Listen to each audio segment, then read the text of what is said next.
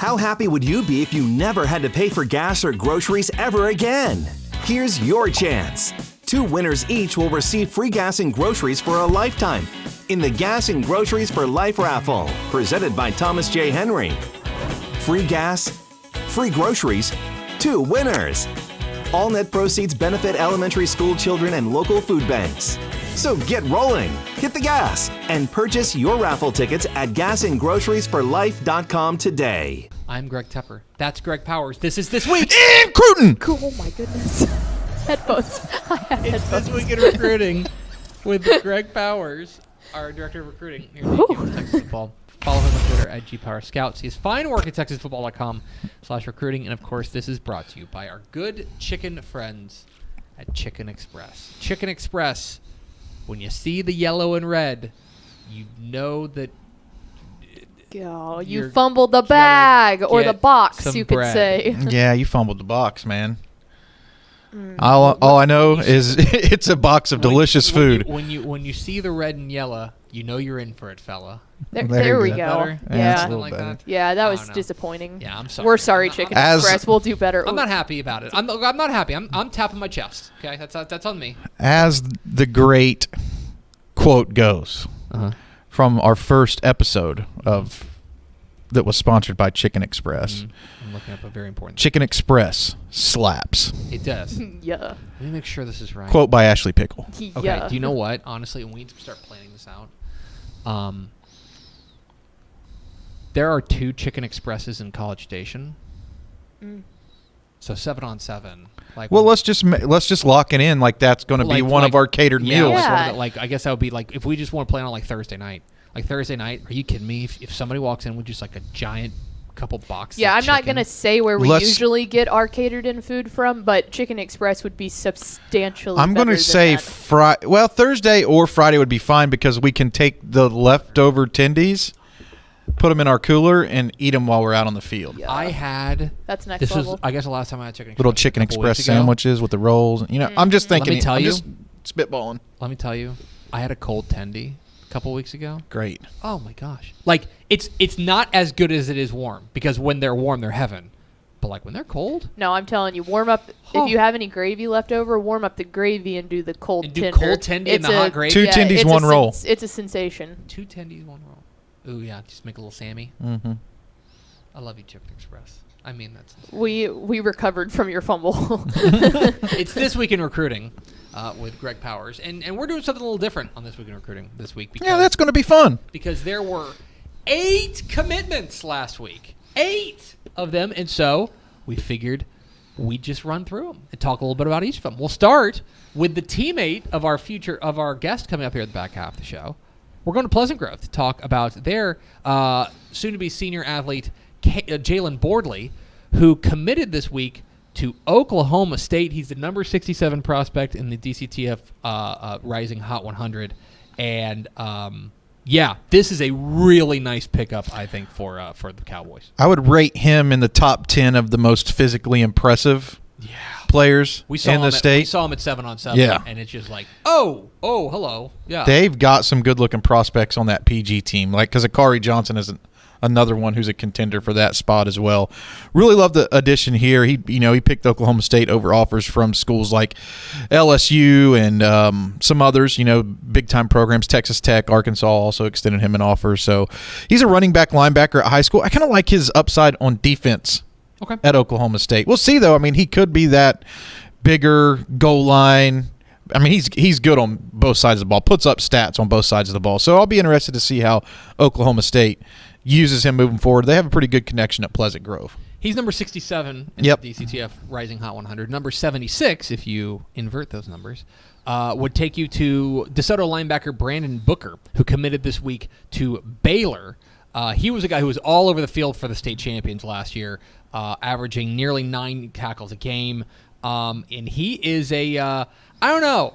He kind of strikes me as a bit of an old school linebacker, but he's got enough of the capability to drop into coverage that like he can do a little bit of everything. But I love him in run support. Yeah, I also like him in pass coverage situations. He's really versatile. I think that's the thing that probably jumps out to me about his tape is that he is, well, and in person, we had an opportunity to see him a few times live last year. He's a guy who's valuable on all snaps. He doesn't just have like a certain niche that he falls into. Knows for the football, pursues really well, but he's not a liability when teams want to spread the field and put the ball in the air. He's a 3-down linebacker. Yeah, he had 4 interceptions last season. So so he's a guy that can really do a little bit of everything. And I would say coming back, they lost last year. I would say that Jaden Milliner-Jones, who signed with SMU, was maybe the leader of the defense. Now that's Booker, right? Like if they're going to repeat, Booker's got to have a big year. I think this is a huge addition for Baylor because he's a guy who's not going to take a lot of time to get into the schemes. Like I think he's a plug and play type of guy. I picked Baylor over offers from schools like Auburn, Florida State, LSU, Oklahoma State, Texas A&M. Yeah. So this was a big get for Baylor. So then that's a big get for Baylor. Let's talk about an out-of-state commitment. Probably the biggest commitment of the week as far as the highest rated commitment of the week. We're going to Vandegrift to talk about the defending 6A Division II state runners-up, the Vandegrift Vipers. Their big offensive lineman, Blake Frazier, a DCT of 4-star, has committed to Michigan. He had offers from all over, but this probably shouldn't necessarily be a surprise considering the bloodlines he's got. Yeah, his dad was Steve Frazier, played offensive line at Michigan, and Michigan's got a top 5 rated class and just so happens to have a connection with one of the top strong connection with one of the top offensive linemen in the Lone Star State.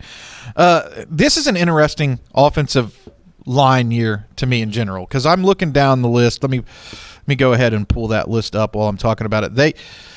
There are guys in this class that I've been hesitant to rate higher within the state rankings at this point because I'm a little bit undecided on what the pecking order is, right? Like right now we have Max Anderson as the number 1 rated offensive tackle. Behind him we have Weston Davis at number 22 in the state. And behind Weston Davis we have Blake Frazier at number 24 in the state. You have Casey Poe at Lindale, who I think is number 19 or number 20. This is going to be a tough class to decide who is number 1 even. And Blake Frazier is a guy who's continued to add weight to his frame and strength away from the field that makes him even a more highly valued prospect. At number 24, I'm saying that I think that Blake is a guy that has top 10 potential. And that's 14 spots. Yeah. Right? And 14, each one of those spots is not easy to take well that step. contested. Yes, it's exactly. well contested, but Blake Frazier is a guy with a very high upside. He transitioned from tight end to right tackle from his sophomore to junior season, and Ian Reed was playing left tackle, who signed with Clemson. I would expect that Blake kicks out and plays left tackle this year, and looking to college, I think that he's a guy that has NFL potential one day if he develops correctly in Ann Arbor. It's a big get for the Wolverines of Michigan as Blake Frazier pulls the trigger for Michigan. Let's go down to the Houston area to talk about Bel Air Episcopal quarterback Carson Gordon, who this week committed to UNLV. This is a part of a renewed investment by UNLV to get involved in the Texas market. They used to come into Texas pretty regularly. They went kind of quiet the past few years, but now this is representative. Carson Gordon out of Bel Air Episcopal is representative, I think, of enhanced investment in the Texas sphere. They've made a lot of offers in Texas and made players in Texas a priority. And their head football coach, you may know a little bit about him, Barry Odom. Familiar. He knows about how important it is to recruit Texas. And, you look down that list at guys like Brendan Marion, who was here as well and understands how important it is to recruit the state. So there's a lot of guys on the staff who understand the importance of Texas high school football. And I love the fit of Carson Gordon there. The top 8 quarterbacks have all made their commitments. You can look at those, texasfootball.com/recruiting, check out the prospect rankings. All 8 of those guys are going to P5 schools. Now the question is, there's probably another 15 to 20 guys who are FBS to P5 worthy in this class, and which not all those guys are going to go. There's not enough spots. Some people are going to be left out. Correct. Where will these guys end up and who will be targeted first? And, well, Carson Gordon was one of them that UNLV targeted, and he came off the board. Very athletic guy. If quarterback doesn't work out, he could play another position. He won the triple jump at the Texas Relays, so very athletic. Pretty good. Keep an eye on him, but UNLV gets a very nice commitment from Baylor Episcopal quarterback Carson Gordon. Let's roll on with Greg Powers of our recruiting analyst here at Dave Campbell's Texas Football to go back to Pleasant Grove and talk to we don't have to talk too long about Caleb Hackelman committing to Oklahoma State because we're about to have a great conversation with him here on the back end. But the big offensive lineman for Pleasant Grove pulls the trigger and joins his teammate Jalen Bordley out there at Oklahoma State. And it was just a nice little weekend in the trenches. The East Texas to Stillwater pipeline is rolling. Yeah, it's a fun interview with Caleb. You know, he talks about this culture fit at Oklahoma State and a left tackle at Pleasant Grove, very athletic, and I think that he fits into that, what I would consider fast-paced Oklahoma State offense, but it's a balanced offense. Mm-hmm. Sticking with offensive linemen, Ryan Hughes, the offensive lineman from the Woodlands, has committed this week. He committed to TCU. And he is a guy who was a key part of the Highlanders offense last year. He's a DCTF 3-star, and you think he could really slot in more or less anywhere on the offensive line? Yeah, I think because of his size, he could slide inside. He's got a lot of experience playing tackle. The Woodlands throws the ball, they run the ball, another very balanced attack. They bring a little bit of everything to the table, but when he gets his hands on someone, it's kind of over. Mm-hmm. He's big and strong. And I guess this is the mold, right? Mm-hmm. Like, this is the mold now of what Sonny Dykes and his program is looking for in an offensive lineman. We saw it last year as they added, the pair of South Oak Cliff Giants and Big Mike Stoker and Big Bubba, Breon Ramsey Brooks. So they have, I guess, a style they're looking for, and it's guys who can clear out lanes. Mashers. Yeah, mashers. And Ryan Hughes definitely can be categorized as that. His tape's another one that's a lot of fun to watch, and TCU did a good job of getting out in front by getting him an early offer, getting in front of the pack, and making him feel comfortable with Fort Worth. We talked earlier about DeSoto linebacker Brandon Booker committing to Baylor, going back to DeSoto. North Texas continues their heater, and especially their heater in South and East Dallas, as they get the commitment of Ronell McClain, the offensive lineman from DeSoto. This is the 5th in-state commitment for North Texas, the 4th from what you could call the I-20, I-30 corridor. We know where they're targeting. That's for darn sure. But Ronell McClain becomes the latest in what has been a real hot streak here for the Mean Green. You know what his nickname is? No, I don't know what his nickname is. Snacks. Let's Isn't that go. a great nickname? That's a great nickname. We have to book him now. Snacks McClain. Snacks McClain. That's exceptional. First team all-district guy. He's their left tackle, right? And another guy who I think projects as an interior offensive lineman at the next level. I think he'll slide inside because of his size and power. Just how he's built just screams to me offensive guard. But he's not a liability in high school at tackle. You can see he's got really long arms and is able to get to the second level to secure blocks. I love what North Texas is doing so far in this class because they are prioritizing talent at some of the pipeline schools. Mm-hmm. And they're able to have now landed a few commitments from those schools. And that sends a good message to the young up-and-coming talent as well. This isn't what North Texas was under Luttrell. No. The Morris North Texas seems to be very aggressive. They didn't sign a lot of players last year, which I think was smart. Mm-hmm. Because now they have space in this class to kind of identify who they are and let people know who they are and who they're targeting on the recruiting trail. Also lets them be active in the transfer portal. If you don't build a relationship with the top recruits, right, when they transfer, you're going to be behind the 8 ball.